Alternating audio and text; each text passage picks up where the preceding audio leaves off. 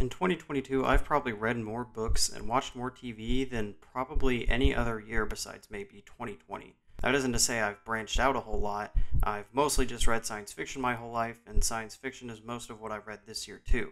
But this year, I've experienced three stories that have affected me very greatly, and those are 1984 by George Orwell, The Handmaid's Tale by Margaret Atwood, and Andor, the latest Star Wars show, which was headed by Tony Gilroy. These three stories share a lot of similarities, mostly in how they tackle and discuss fascism in a science fiction setting, but some key differences that make each of their themes stand out from one another. These similarities and differences are what I wanted to discuss in this video, and of course, spoilers ahead for anything that I've mentioned already. All three of these stories have become culturally iconic in their own way, in the ways that their settings differ from our own. Both The Handmaid's Tale and 1984 showcase what-if scenarios or alternate futures from our own world, and Andor takes place in the fictional Star Wars galaxy. The reason these settings are so iconic and effective for storytelling is because they are ultimately analogs for our own world. All three settings focus on an oppressive fascist government, and the main conflict in each of the stories centers around fighting against or at least gaining some kind of personal freedom from each of these governments. These fascist governments are modeled after certain governments that have existed or do currently exist in our own history. 1984's fascist superstate of Oceania, ruled by the mysterious Big Brother and the Socialist Party of INSOC, was largely inspired by anxieties left over from the first two world wars and represents a possible future in which technology, nationalism, mass surveillance, poverty, and perpetual war have eradicated any kind of joy or freedom of thought. The Handmaid's Tale fascist nation is the nation of Gilead, which has replaced the United States as a dictatorship whose subjugation of women into various predetermined roles based on reproductive status is the main focus of the story. Other elements of this setting include restrictive roles for men as well, and also widespread pollution and environmental destruction. This setting is implied to be based on the rise of American far-right fundamentalist Christian movements that have occurred in the past several decades. Now, Andor and the Star Wars franchise as a whole focuses on the Galactic Empire. We of course get a more detailed account of the Empire in other Star Wars material, especially how exactly it rose to power, and it owes much of its inspiration to Nazi Germany and Nixon-era America. The Empire in Star Wars represents a pretty archetypal autocratic dictatorship in which questioning the Emperor's rule is seen as treason, and any anti-imperial activity is met with the threat of force or with force itself. One of the core tenets to all three of these fascist dictatorships, and really all fascist dictatorships, is that they restrict the freedoms and actions of their constituents. Exactly how harsh each government is differs between each of the three stories. 1984 is by far the most controlling, as even the suspicion that your thoughts may betray Big Brother is enough to have you imprisoned, tortured, and wiped from history. The Handmaid's Tale's Gilead is slightly less restrictive by comparison, but still isn't much better. The commanders have direct control over a large number of women.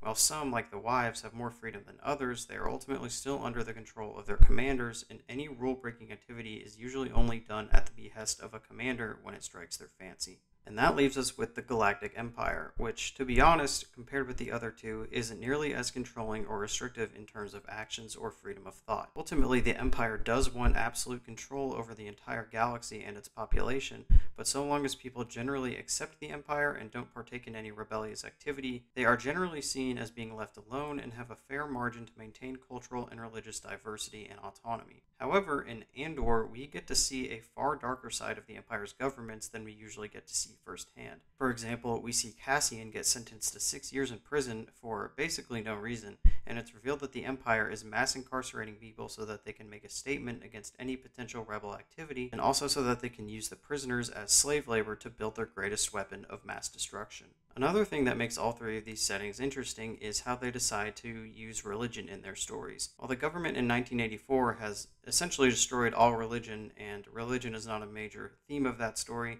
The Handmaid's Tale and Star Wars both have religious fanaticism at the center of their authoritarian governing body. In The Handmaid's Tale, the state of Gilead is founded on a specific, strict interpretation of the Old Testament of the Bible, and much of the activity under Gilead's own rule is dictated by this, especially the restricted dress, speech, and activity of women. That isn't to say that The Handmaid's Tale itself is a criticism of religion or Christianity itself, but only the ideologies that can result from using religion as a means to control others. In Andor, the role of religion isn't immediately clear. However, in expanded Star Wars material, notably Revenge of the Sith and The Rise of Skywalker, we see that while there is no state-sponsored religion the citizens must adhere to, the ruler of the Empire, Emperor Palpatine, constructed the Empire as a means to finally bring the galaxy under the rule of the Sith, which is an ancient religious order of adherence to the dark side of the Force. Again, this is not supposed to be a condemnation of religion itself, but merely a warning on how interpreting the Great Mystery as a justification to subjugate others is a bad path. While Andor itself plays very little into the mystical side of Star Wars, the franchise as a whole makes it clear that the ultimate goal of the Empire's rule is to bring society under a strict religious code, whether they know it or not.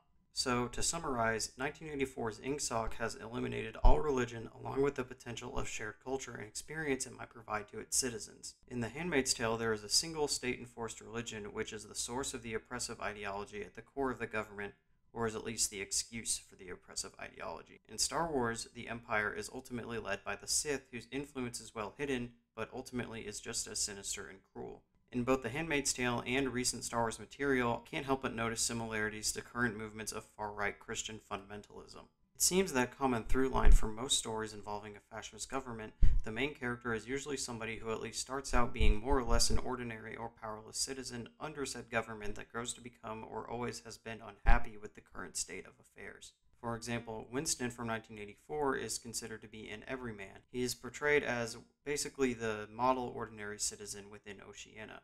Offred is similar. While the world building and characterization in The Handmaid's Tale isn't as generalized, Offred is still shown being in one of the lower classes of women. As for Star Wars, the entire franchise is filled with protagonists who, one way or another, start out relatively powerless against the current fascist space dictatorship, but learn that it is important to fight instead of allowing the oppression to continue.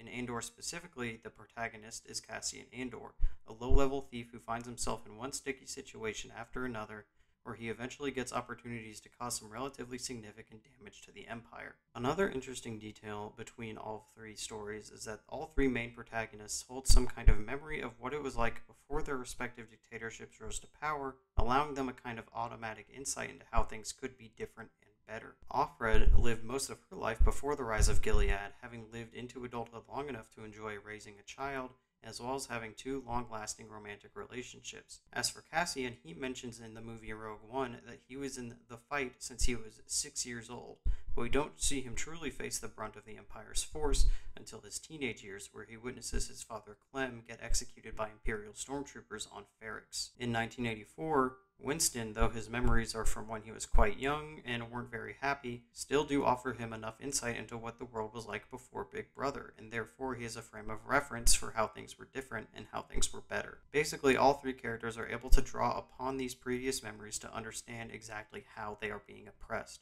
The clearest through line through all three of these stories is, of course, the ultimate culmination of efforts to combat or otherwise defy the powers that be. However, they greatly differ in how hopeful their endings are and ultimately what their message is for how one should fight these fascist powers, even if it is always shown that fighting them in some capacity is a noble endeavor. In 1984, it is said throughout the whole book that fighting against Big Brother is essentially futile, and even those that are ostensibly fighting in the underground Brotherhood movement must be prepared to do horrible things, even if there is very little real hope that any small amount of freedom can be gained. This kind of hopeless attitude is maintained right until the end, when it is revealed that Winston's mind has been fully broken through his imprisonment and torture, and he is fully convinced that he does love Big Brother. At the end of 1984, no discernible headway has been made in dismantling the fascist government. The end of The Handmaid's Tale is a little more hopeful, landing somewhere in the middle of this hopefulness scale. Offred's rebellious activity is minimal and is closely tied to the activity that her commander, Fred, wants her to do, and even though it is against the rules of the society, it is still not really under her control. The biggest thing that she does do to rebel under her own initiative is have an affair with Nick, but after she is discovered, she is forced to leave the house and enter a van at the very end of the novel, ultimately leaving her fate uncertain. It is important to note here that we are talking about the novel and not the show, which does go off in its own direction to reveal exactly what Offred's fate is. And so, on the opposite, positive side of this hopefulness scale, we get Star Wars and Andor. Ultimately, Star Wars has always been about hope, and George Lucas has said multiple times that the series overall is meant to give kids hope. Plus, Star Wars having a younger target audience may lend itself to having happier endings most of the time. All that being said, when looking at Andor as a show and a character, the events don't affect the Empire on a huge scale. Most of Andor is the story of a single man learning how to hurt the Empire in small ways, and how the building authoritarian control encouraged widespread rebellion, something we don't see in 1984 or The Handmaid's Tale, because at the end of the day, those other two governments seem to have a tighter control on their people that don't allow for any kind of widespread rebellious activity. The Empire in Star Wars simply doesn't have the mass surveillance capabilities to do what the governments in 1984 and The Handmaid's Tale are able to do. And of course, Andor is not a self-contained story the way that 1984 and The Handmaid's Tale are. We know that it has another season on the way, and while we know that Andor ultimately dies fighting the Empire and won't live to see a better galaxy, we know at the end of the day that this story does have a happy ending. With all that being said, what exactly can we say the messages are of each respective story in respect to combating fascism in the real world? Unfortunately, in the case of 1984 and The Handmaid's Tale, the message in this case appears to be more preventative than anything else. In 1984 especially, the government appears simply too big, too powerful, and too invasive for any kind of organized resistance to come up against it. Most of what it appears George Orwell wants to say about Oceania and Big Brother is focused on how he feels the world at his time was potentially going in that direction, and that kind of fate should be prevented from happening in the first place. The Handmaid's Tale finds itself in a similar situation. We know a lot about the philosophical inner workings of Gilead, not just from what the novel gives us, but also because it is inextricably linked to modern fundamentalist Christian movements that are actively seeking more and more power in the American government. All I'm going to say is there's a reason they made a show about this book that became very popular during the height of a certain presidential administration. Ultimately, while the focus here is slightly more on religion, the message of The Handmaid's Tale is more a preventative one as well, instead of a moral guide on how exactly to combat such a power once it has already been established. And so that leaves us with Andor. Even though other Star Wars material gives us an extensive look into how and why the Empire rose to power, as well as how and why it eventually fell, I believe that Andor is the one piece of Star Wars media that actually informs us best about fascism in ways that are relevant to our day-to-day lives. In contrast, most of the Star Wars films show us a kind of mythical struggle between good and evil, that while the fight we see in the main saga is between leaders of two opposing factions, the struggles that are most up front are more personal.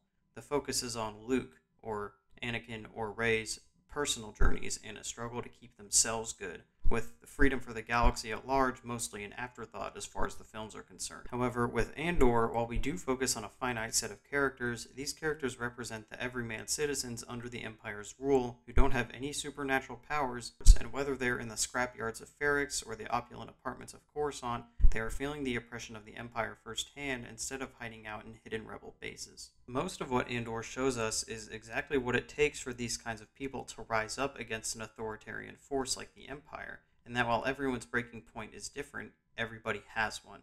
The same can be said for 1984 and The Handmaid's Tale, but the dictatorships in those stories are simply so pervasive and surveilling that while the protagonists are clearly unhappy with their oppressors from the start, there is very little that they can do in terms of actions and sometimes even thoughts against those regimes. But in the Star Wars galaxy, while the Empire is also clearly oppressive and harsh, the characters have enough room to breathe for them to make up their own minds and be individually affected by the Empire's rule. In Andor alone, we see many people make that jump from complacency and start to rebel, but it usually has to do with the death of a loved one or a close companion. For Andor himself, he starts out joining rebel activity because he has little choice, then for the money, but not until after Nemik's death does he start to consider fighting the Empire for the sake of other people.